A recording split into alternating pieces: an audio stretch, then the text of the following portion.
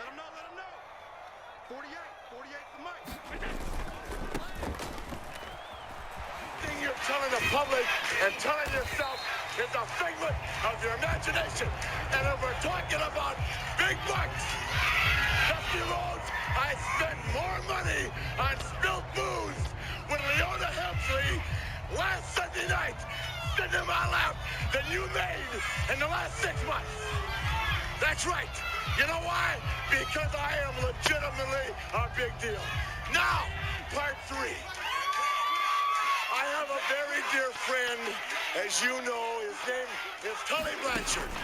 About a year ago, he made the mistake, and I told him, of trying to confine all his talent and all his ability around one woman. A woman that he called, and every sports person in the world addressed as a perfect 10. Well, baby doll, now that you're on the other side of the track, and I don't have to worry about hurting one of my friend's feelings, I'm going to tell you how it is. I never liked you to begin with. You understand that? I've seen better on the backside of the worst days of my life. And Tully Blanchard, I'm going to put my arm around you, brother. I'm going to walk you through society. Baby doll, do you remember the night in Philadelphia that you almost got to ride Space Mountain? You remember that? But out of respect to Tully Blanchard, I sent you to your room, even though you knocked. Please let me in, Slick Rick, please. No, baby doll, no Space Mountain tonight. Well, baby doll, you're out of here. Now, one last statement. I happen to know, beyond a shadow of a doubt, because my personal lawyer tells me so, that anybody, Bigfoot himself, could not follow me in my footsteps wherever they go, anywhere in the world today. God bless America and God bless Ric Flair. Go for it. Woo! We're on heavyweight champion. It's your boy Ric Flair. Let's go to the ring. And the thing that makes me sick, Tony Schiavone, is guys like you, Jim Crockett, David Crockett.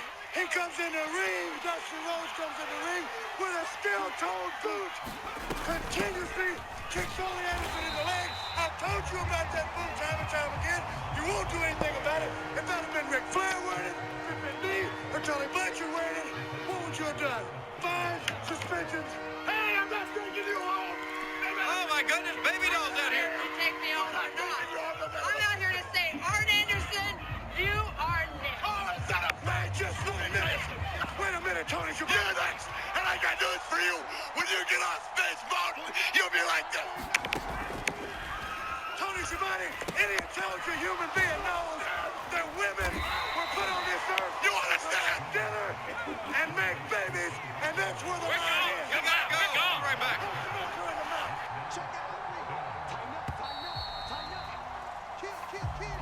We are back at World Championship Wrestling. Here's the World Heavyweight Champion. It's your boy Ric Flair. Rick, as an announcer of World Championship Wrestling, as an employee of Jim Crockett Promotions, I've got to ask you, why, with a man who has done it all, do what he did to the American Dream, Dusty Rhodes, why would something like that happen? Well, let me just turn things around and ask you a question.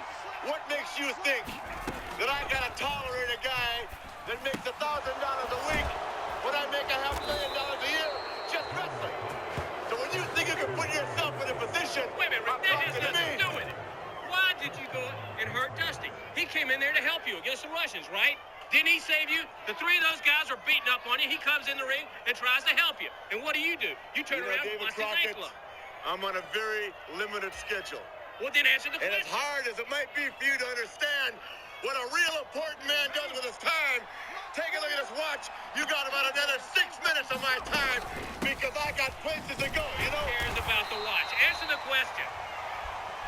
David, day in and day out, this magnificent life, I win $40,000 on this. And this right here is the difference between the major leagues and the minor leagues. If nothing else you like about our sport than this, look at it, because this probably cost more than the house you live in.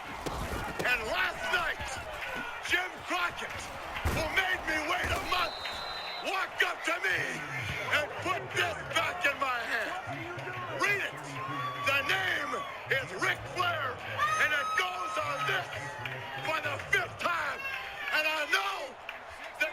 crockett family hates putting their hand in their pocket for Ric Flair because I'm already a multi-millionaire.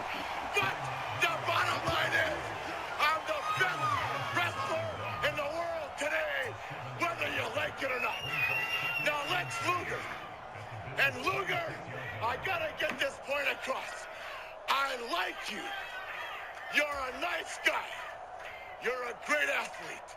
The greatest body, the greatest physique in our business. But like Dusty Rhodes said, and now pay attention, because this is important to you, Luger. Just because you couldn't make it as a horseman doesn't mean your career's over. Just be very careful what path you walk. Be careful what you seek in life.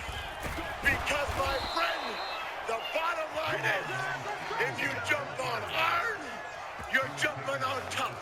If you jump on Tully, you're jumping on iron. And if you jump on Tully and iron, then you're jumping on me. And my friend, once again, ask Dusty Rhodes, the man who has beaten me twice. Ask Nikita Koloff. Ask the Road Warriors. One of my claims to fame, besides thousands of women, is the fact that I'm the dirtiest player in the game. The dirtiest. I'm writing a book right now. The dirtiest player in the game. I will stop at nothing to stay on top. Stop at nothing. I will not move out of that big house. I will drive nothing but Mercedes or Rolls Royce. I will go nowhere on a commercial airliner. I will ride in nothing but limousines. And I will make love to nothing but the best looking women in the world. You know why? Because I'm a winner at all costs. Which brings to mind P.S.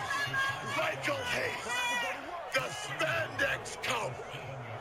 Now Hayes, in Atlanta, where you have lots of bag ladies, you are called a poor man's Ric Flair. In other words, while I'm in Kashmir, diamonds, and alligators, you're in Reeboks, jeans, and a leather jacket. And I personally am insulted that the Crockett's or any other promotion would rank you or put you in a position to wrestle me. You are street trash, bad street trash, as you claim.